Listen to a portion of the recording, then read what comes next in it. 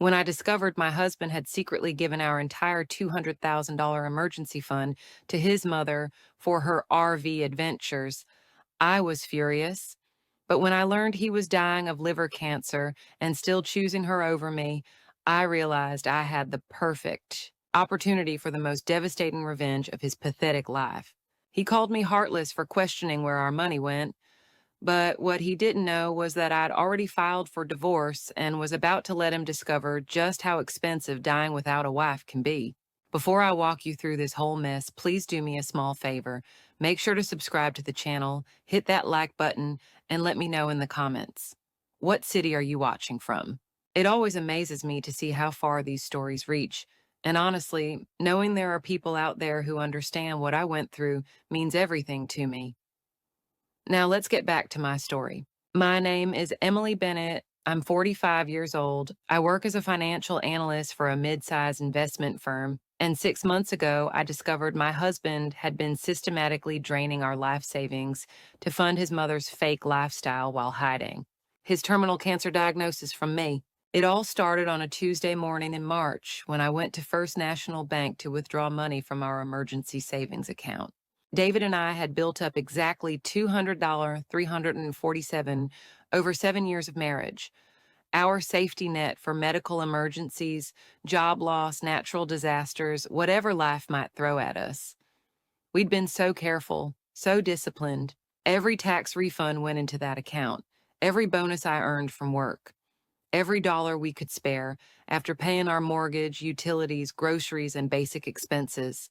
The bank was busy that morning, typical Tuesday rush. I waited in line behind an elderly man who was arguing with the teller about some fees, tapping my foot impatiently because I had a conference call at 10 and needed to get back to the office.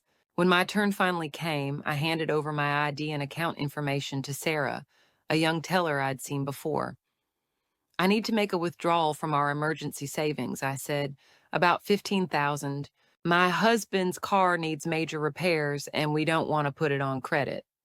Sarah pulled up our account on her computer and her face changed completely. The professional smile disappeared, replaced by a look of confusion and then sympathy. Mrs. Bennett, she said gently, lowering her voice, I'm showing the current balance in that account as 847. I laughed because it had to be a mistake. That's impossible. We had over 200,000 in there last month. Can you check again? Sarah's fingers flew over her keyboard, checking and double-checking. I'm so sorry, Mrs. Bennett, but the records show the entire amount was withdrawn on March 3rd. That's 3 weeks ago. The transaction was made by David Bennett with proper identification and authorization. My legs went weak. I gripped the counter to steady myself. March 3rd? That's impossible. David was at work that day. He never mentioned withdrawing anything. Sarah printed out the transaction record and handed it to me. There it was in black and white. $200,000 withdrawal, authorized by David Stephen Bennett, processed at 2:47 p.m. on March 3rd. The same day, I'd been in meetings all afternoon, completely unaware that our entire financial safety net was disappearing. Ma'am, are you all right? Do you need to sit down? I shook my head, took the paperwork, and walked out of the bank in a daze. My hands were shaking so badly I could barely start my car. That money represented everything, every sacrifice we'd made, every vacation we'd skipped to save money, every time I'd clipped coupons, bought generic brands, driven my car an extra year instead of trading it in. 7 years of marriage, 7 years of building something together, and it was all gone. I sat in the bank parking lot for 20 minutes, staring at that transaction record, trying to make sense of it. Maybe there was an emergency I didn't know about. Maybe David had invested the money somewhere better. Maybe he'd moved it to a different account and forgotten to tell me. But deep down, I already knew. I knew exactly where that money had gone. I drove home slowly, my mind racing through every interaction I'd had with David over the past month. Had he seemed nervous, guilty, different in any way? But honestly, David had been acting strange for months, defensive about money, secretive about his phone calls, increasingly hostile whenever I asked about our finances. I found him exactly where I expected to, stretched out on our leather sectional sofa in the living room, watching some documentary on the History Channel. a half-empty beer bottle on the coffee table next to him. He was still wearing his work clothes from his job at the county assessment office, his tie loosened, his shoes kicked off. Just another ordinary Tuesday afternoon for David. "Hey," he said without looking up from the TV. "You're home early." "David," I said, trying to keep my voice calm and level, "I just went to the bank to make a withdrawal from our emergency fund. The account is empty." He froze for just a second, and I saw something flicker across his face. Guilt. Fear. But then he covered it with annoyance. "What's your problem, Emily? So what if I move some money around?" "Move some money around?" My voice cracked despite my efforts to stay composed. "David, that was $200,000. Our entire emergency fund, our entire safety net. What happened to it?" He finally turned to face me, and I saw something in his eyes I'd never noticed before. Something cold and calculating that made my stomach clench. "My mom needed some help, all right? She's family. She raised me alone after my dad died when I was 12. She worked 2 jobs to put me through college. She's 66 years old, and she wants to enjoy her retirement. What's wrong with helping her live a little?" "Some help." I felt my voice getting higher, more desperate. "David, that was $200,000. That was our money, money we saved together, money that took us 7 years to accumulate. It's my money, too," he snapped, his voice getting harder. "I work 40 hours a week, don't I?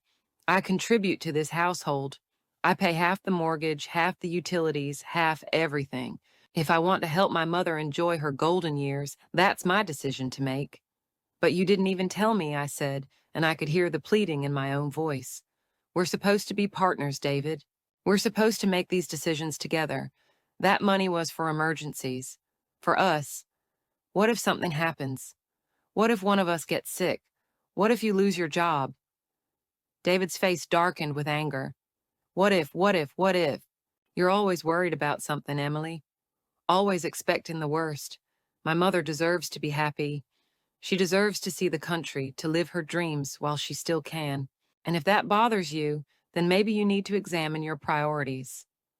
Before I could respond, I heard the familiar sound of the front door opening. My heart sank because I knew exactly who it was.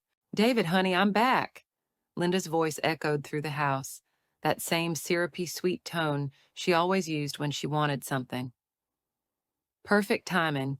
My mother-in-law, Linda Bennett, had been living what she called the RV lifestyle for the past 3 years, ever since she retired from her job as a receptionist at a dental office. She claimed she was finding herself on the open road, living her dreams, seeing America the way it was meant to be seen. She showed up at our house whenever she needed money, wanted to do her laundry, or felt like stirring up drama between David and me. Linda walked into the living room carrying 2 large shopping bags from expensive stores I recognized: Nordstrom, Williams-Sonoma, some boutique jewelry shop downtown. She was wearing a brand new outfit, designer jeans that probably cost more than I spent on clothes in 6 months, a cashmere sweater, leather boots that looked like they'd never touch pavement. Her hair was freshly styled, her nails professionally manicured. She looked like a woman who'd just spent a fortune on herself. "Oh, Emily, dear," she said with that fake concerned expression she'd perfected over the years. "You look upset. Is everything all right between you two?" I wanted to scream. I wanted to grab her by those perfectly styled shoulders and shake her until she told me the truth. Instead, I forced myself to speak calmly.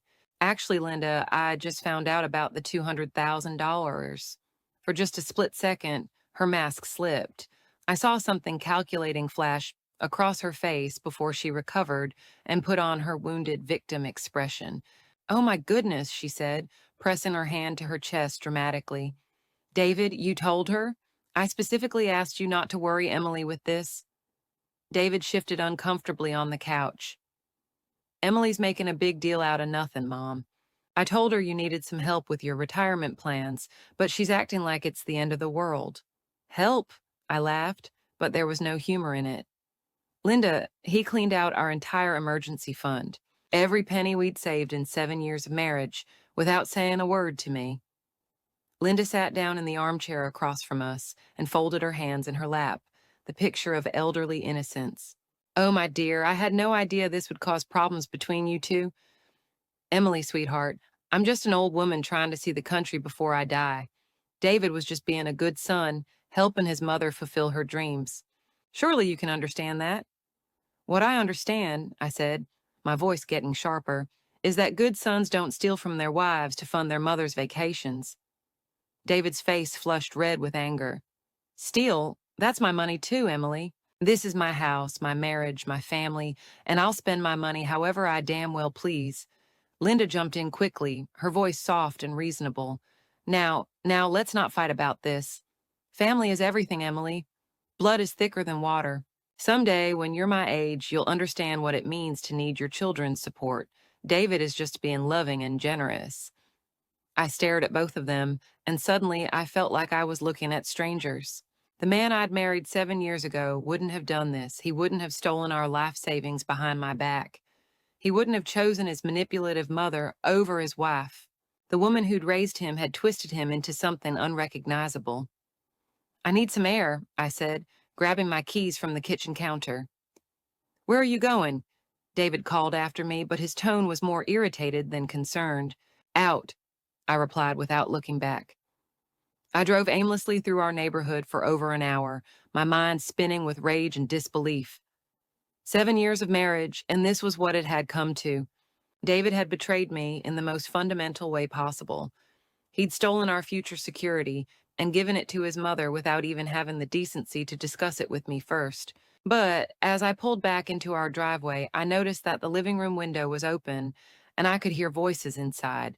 I turned off my car engine and sat quietly listening. You handled that perfectly, Linda was saying, her voice full of approval. Women like Emily need to be kept in line. She'll get over it once she realizes she doesn't have a choice. I know, David replied, and his tone was completely different now. Casual, almost amused. She's just dramatic, always making everything about her feelings, like she's the victim of something. Your father used to say the same thing about difficult women, Linda continued.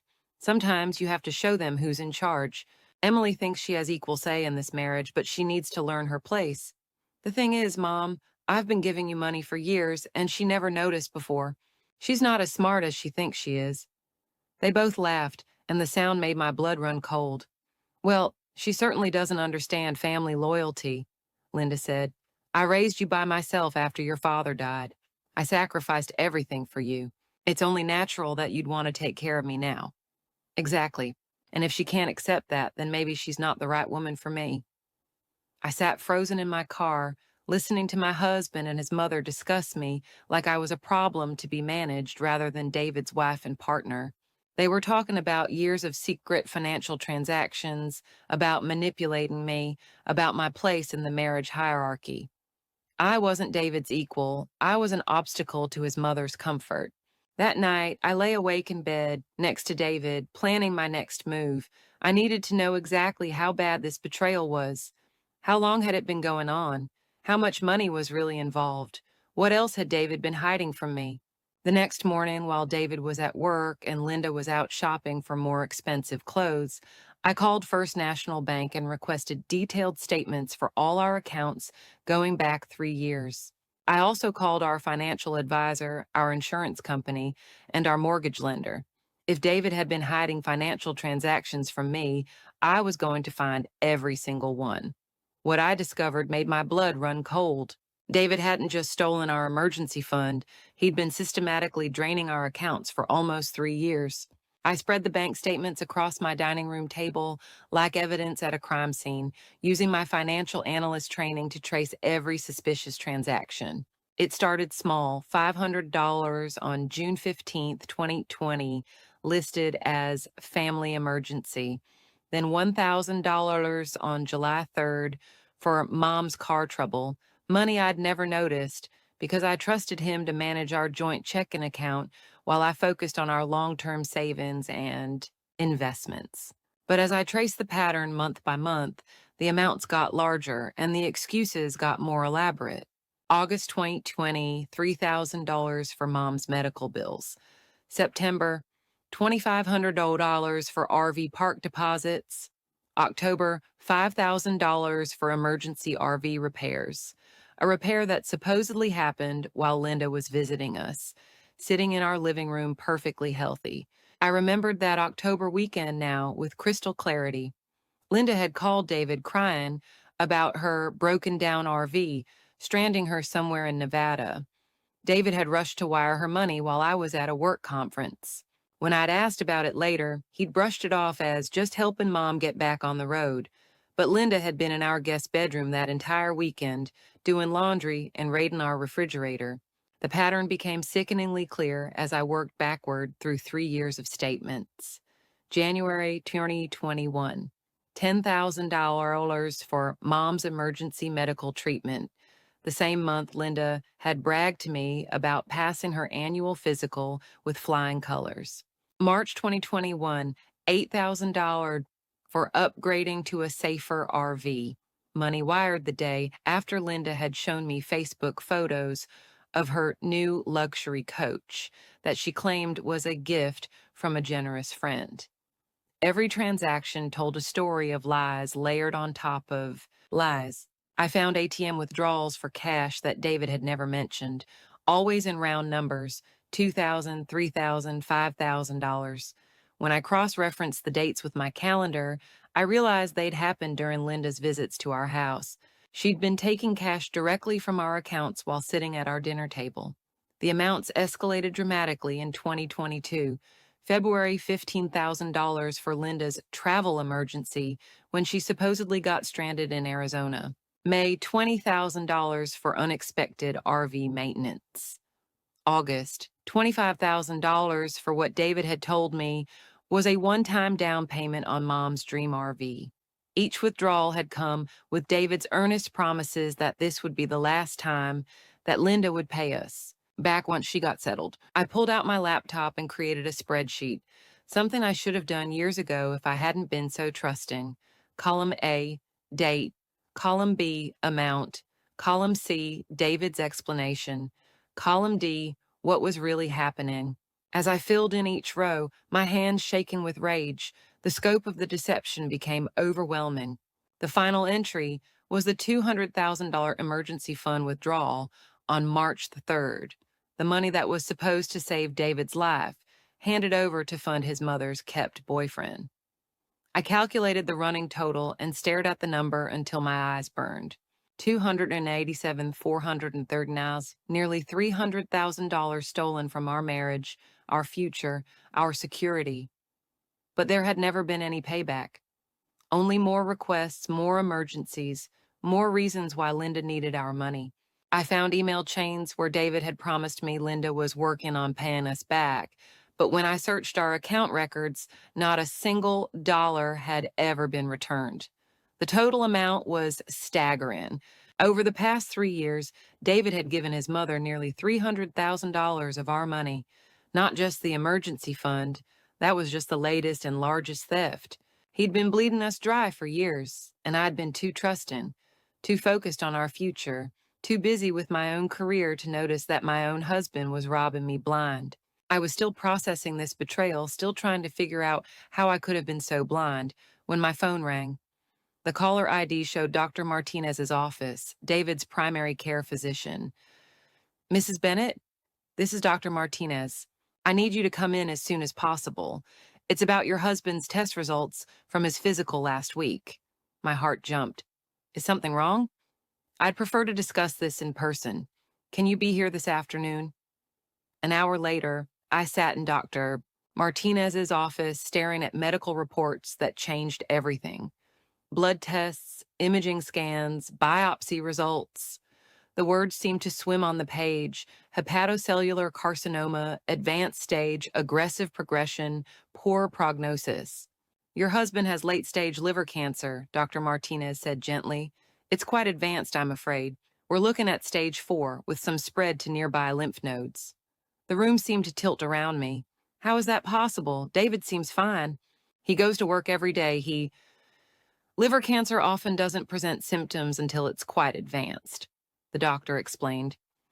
David mentioned he's been feeling tired lately, some loss of appetite, occasional abdominal pain.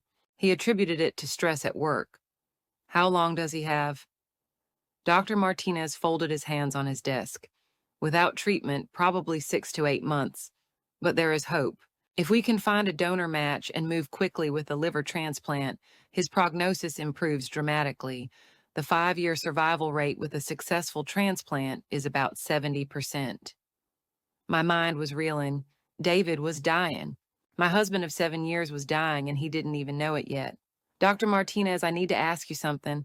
If David gets on the transplant list, how much will this cost? What are we looking at financially? The doctor pulled out a folder thick with insurance forms and cost estimates.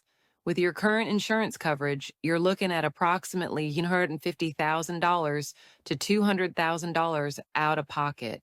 That includes the surgery itself, post-operative care, anti-rejection medications, follow-up treatments. If there are complications, the costs could go higher.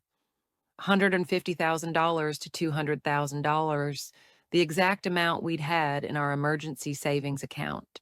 The money that could have saved David's life, the money he'd given to his mother for her fake RV lifestyle. Mrs. Bennett, are you all right? I looked up at Dr. Martinez, and I'm sure my face was white as paper. Doctor, when were you planning to tell David about this diagnosis? I was hoping to call him in tomorrow, but I wanted to speak with you first so that you could be prepared to support him through this.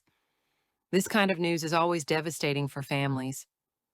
I need to ask you a favor, I said slowly. Can you give me 24 hours before you tell David about this? I need some time to process this information and figure out how to handle it. Of course, Dr. Martinez said. This is overwhelming news. Many spouses need time to absorb the diagnosis before they're ready to support their partner through it. Thank you. And doctor, when you do tell David, I think it would be better if you told him alone first. Let him process it privately before involving me. Dr. Martinez looked surprised. Most couples prefer to hear this kind of news together. Are you sure? I'm sure. David values his independence. He'll want to digest this information on his own terms before discussing it with me. That was a lie, of course. The truth was, I needed time to decide what I was going to do with this information. David was dying, and he'd made sure we couldn't afford to save him. The irony was so bitter I could taste it. I drove home in a complete daze. David was going to die, and he'd spent the money that could have saved his life on his mother's lies. The same mother who'd just spent the afternoon buying designer clothes while her son's liver was slowly destroying itself. That evening, I watched David eat dinner, completely unaware that his body was betraying him. Linda sat across from him at our dining room table, bragging about her latest travel plans, while David hung on every word like she was describing adventures in paradise. I found the most beautiful RV park in Colorado Springs, she gushed, cutting into the expensive steak she'd insisted we buy for dinner. It's right at the base of the mountains with views that'll take your breath away. The owner, Frank, he's such a sweet man. He said I could stay as long as I want. That sounds incredible, Mom, David said, his eyes bright with vicarious excitement. How much does a place like that cost? Well, it's a bit pricey, Linda admitted with a theatrical sigh. $200 a night during peak season. But honey, you only live once, right? And at my age, I don't know how many more chances I'll have to see places like this. $200 a night. I did the quick math in my head. She was burning through our money at nearly $6,000 a month just on accommodation. Add food, gas, activities, shopping, and she was easily spending $10,000 to $12,000 monthly of the money David had stolen from our emergency fund. That's totally worth it, David said enthusiastically. You deserve to enjoy yourself, Mom. You worked so hard for so many years raising me. Of course, I couldn't do any of this without my generous son, Linda said, reaching across the table to squeeze David's hand. You've given me such a gift, honey. The freedom to live my dreams, to see the country, to finally do all the things I never got to do when I was working and raising you alone. She turned to me with that fake sweet smile. Emily, you're so lucky to have a husband who understands the importance of family. Not every woman marries a man with such a generous heart. I wanted to throw my wine glass at her perfectly made-up face. Instead, I excused myself and went to the bedroom. I needed to think. David was dying. We had no money for treatment because he'd given it all to his mother, and neither of them showed any remorse for what they'd done to me, to us, to our future. That's when it hit me like a lightning bolt. I had a choice to make. I could be the loyal, supportive wife. I could tell David about his diagnosis, help him fight to find money for his treatment, mortgage our house, go into debt, sacrifice everything to save the man who'd betrayed me. Or I could let karma handle this one. The next morning, I made my decision. I called Dr. Martinez's office. Doctor, I've thought about it overnight, and I think you should tell David about his diagnosis when I'm not there. This is something he needs to process alone first, without feeling like he has to manage my emotions at the same time. Are you absolutely sure about this, Mrs. Bennett? This is going to be devastating news for him. I'm sure. David values his independence and his privacy. He'll want to process this information and make his own decisions about how to handle it. After I hung up, I called my boss and took a personal day. Then I drove across town to my parents' house. My mom and dad had been married for 42 years. They'd raised 3 kids, survived job losses, health scares, financial struggles, and every challenge life had thrown at them. They were the kind of couple I'd thought David and I would become, partners who faced everything together. Mom, Dad, I need your help with something, I said, sitting down at their kitchen table where I'd done homework as a child, where we'd had family dinners for decades. My father, a retired police detective with 30 years on the force, looked up from his morning coffee. His cop instincts were still sharp at 70, and he could read trouble on someone's face from across a room. What's wrong, sweetheart? You look like you've seen a ghost. I told them everything, the missing money, the years of betrayal, the cancer diagnosis David didn't know about yet. By the time I finished, my mother was crying, and my father was pacing around the kitchen like a caged animal. That son of a bitch, Dad muttered, his face red with anger. 7 years of marriage and he pulls this shit? And his mother, that manipulative old witch, has been playing him like a violin. What do you want to do, honey? Mom asked gently, reaching across the table to squeeze my hand. I want to know where that money really went, I said. Linda claims she's been traveling all over the country in her RV, living this amazing retirement lifestyle, but something doesn't add up. Dad, you know how much a decent RV costs. Even a really nice one is maybe $100,000, $150,000. David has given her almost $300,000 over 3 years. Where's all that money going? Dad sat down across from me, and I could see his detective brain kicking into gear. You want me to investigate her? Please. I need to know what I'm dealing with before I decide my next move. Consider it done. 3 days later, Dad called me at work with news that would change everything. Emily, you need to sit down for this. What did you find? Linda Bennett hasn't been traveling anywhere. I've checked every RV park in a 500-mile radius, cross-referenced her supposed routes with credit card records, called campgrounds she claimed to visit, even checked social media posts from other travelers. There's no record of her staying at any of the places she's described to you and David. My heart started pounding. Then where has she been? Living with a man named Eddie Rodriguez and his 26-year-old son Danny in a rented house on Maple Street, about 15 minutes from your place. She's been paying their rent, groceries, utilities, car payments, everything. She's essentially supporting 2 grown men with David's money. The room seemed to spin around me. Are you absolutely sure about this? I have photos, bank records, utility bills, witness statements from neighbors. Your husband's money, the money he stole from your joint savings, has been funding another family while he thinks his mother is living her dream retirement. How long has this been going on?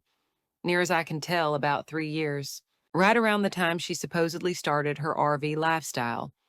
Emily, this woman has been running a con game on her own son.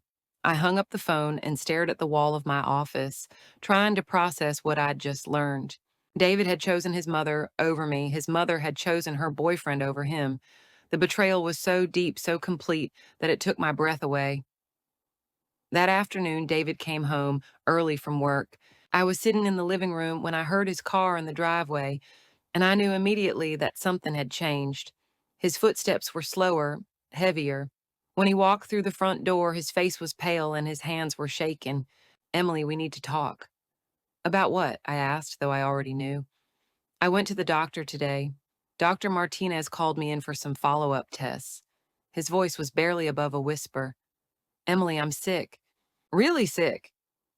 He sat down on the couch next to me and told me everything: the cancer, the need for a transplant, the timeline we were facing, the treatments available. I listened without saying a word, watching him struggle with this devastating news. But here's the thing, he said, and for the first time since he'd walked in, his voice had a note of hope. The good news is we have that emergency fund. I know I gave Mom some money recently, but that was just a small part of what we've saved. We'll be able to afford the treatment. We'll be okay. I stared at him. This man I'd once loved. This man who was dying and still didn't understand what he'd done. David, I said quietly, you gave her all of it, every penny. There is no emergency fund. His face went white. That's not possible. The money I gave Mom was maybe 20 or 30,000 over the past few months. We had over 200,000 saved. Check the bank statements. You've been giving her money for 3 years. She's taken almost $300,000 from our accounts. David grabbed his laptop from the coffee table and logged into our online banking. I watched his face crumble as he scrolled through 3 years of transactions. Withdrawal after withdrawal, transfer after transfer, all going to Linda. This can't be right, he whispered. She said she just needed help getting started with her RV lifestyle. She said she was going to pay me back once she got settled. There's more you should know, I said, pulling out the folder of information my father had gathered. I spread the photos across our coffee table. Pictures of Linda entering and leaving the house on Maple Street. Pictures of her with Eddie Rodriguez, a man in his 60s with gray hair and a beer belly. Pictures of them grocery shopping together, holding hands like teenagers. Your mother hasn't been traveling, David. She's been living with her boyfriend and his son. Our money, the money you stole from our emergency fund, has been supporting her kept man while you thought she was seeing the country. David stared at the photos like they were written in a foreign language. This is Eddie Rodriguez. He lives at 247 Maple Street. Your mother pays his rent, his groceries, his utilities, his son's car payment. She's been supporting 2 grown men with our life savings. No, David said, but his voice was weak and uncertain. She wouldn't lie to me. She's my mother. She's been lying to you, David. For 3 years, every story about RV parks and travel adventures and seeing the country, all lies. She's been playing house with another man using your money. David's hands were shaking as he picked up his phone. I'm calling her right now. I listened to him confront Linda, his voice getting stronger and angrier as the conversation progressed. Mom, I know about Eddie. I know about the house on Maple Street. I know you've been lying to me about everything. I couldn't hear her response, but I could imagine it.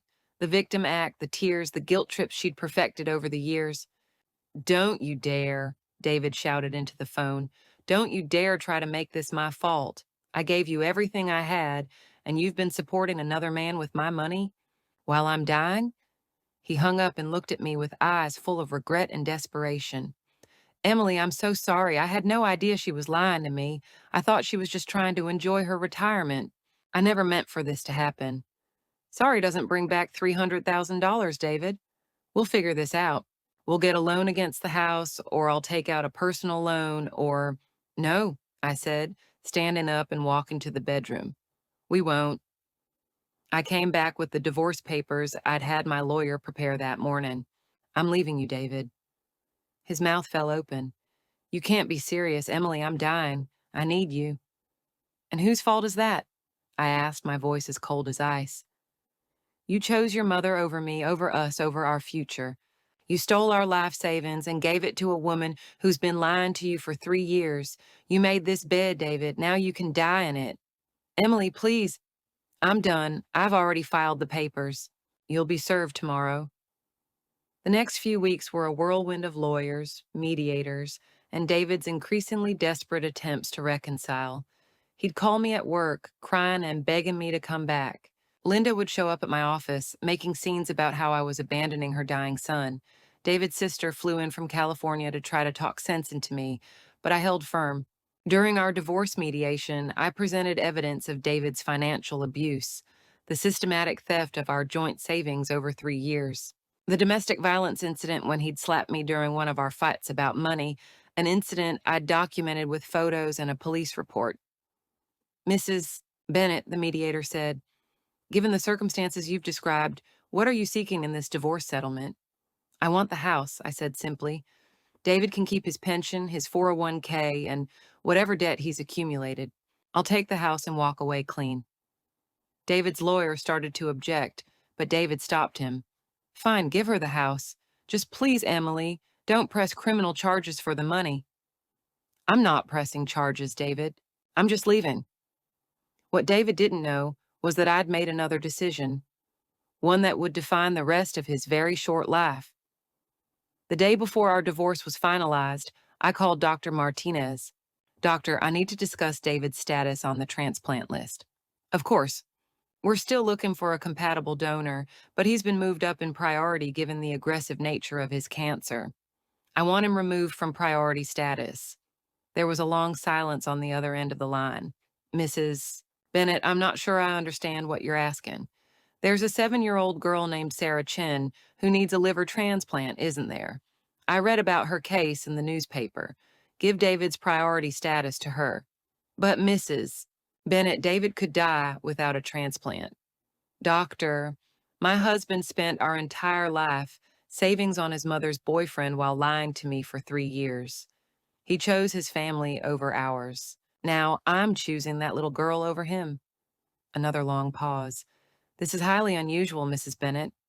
Are you absolutely certain about this decision? Completely certain. Move David to the bottom of the list. Let someone who deserves to live get that liver.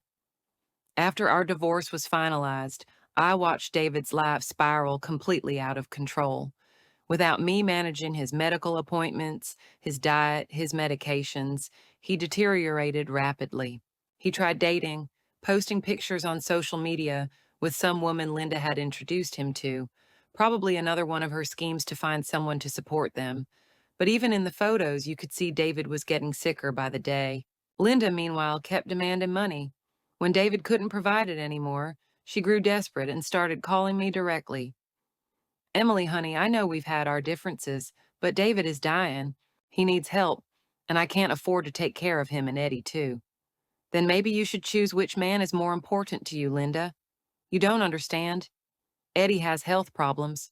His son Danny is trying to get through college. They depend on me. And David depended on you, too. Look how that worked out. Linda started showing up at my new apartment, banging on my door, screaming about how I was letting her son die. I called the police and had her arrested for harassment. The call came on a Thursday morning in November. I was getting ready for work when my phone rang. Mrs. Bennett, this is Detective Morrison with the county sheriff's office. We need you to come down and identify a body. A body? David Bennett, your ex-husband. There's been an incident. I drove to the morgue with my hands shaking, not from grief, but from something else entirely. Anticipation, maybe, or relief. Detective Morrison met me at the entrance. Mrs. Bennett, I need to prepare you for what happened. David confronted his mother yesterday evening at a gas station on Route 9. Witnesses say he was demanding money, telling her he needed it for medical treatment. When she refused, he attacked her with a knife. Is Linda dead? No, ma'am. She survived, but she's in critical condition. Here's the thing. Her boyfriend's son was there, Danny Rodriguez. He intervened to protect Linda and killed David in the struggle. It was ruled self-defense.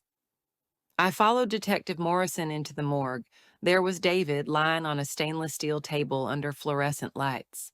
The man who'd chosen his mother over me, who'd stolen our future, who'd lied to me for 3 years. He looked smaller somehow, diminished. Is this your ex-husband, ma'am? Yes, I said. That's David Bennett. I signed the identification paperwork and walked out into the November sunlight. I felt nothing. No sadness, no regret, no satisfaction. Just a quiet sense of completion. David Bennett had died exactly as he'd lived, violently, desperately, and utterly alone. His mother was crying in a hospital bed, but not for her son. She was crying for Eddie, the boyfriend who was now in jail for accessory charges. I walked to my car and sat for a moment, thinking about the past 6 months. The discovery at the bank that had started it all. The lies, the betrayal, the cancer diagnosis that David never saw coming. The divorce proceedings where he'd begged and pleaded for another chance. The phone calls from Linda demanding money she'd never earned. the slow deterioration of a man who'd chosen everyone but his wife. In the end, David got exactly what he deserved. He'd spent years putting his mother's fake needs ahead of our marriage, and when he needed help the most, she'd chosen her boyfriend over him. The poetic justice was almost too perfect to believe. I started my car and drove home to my new life, finally free from both of them forever.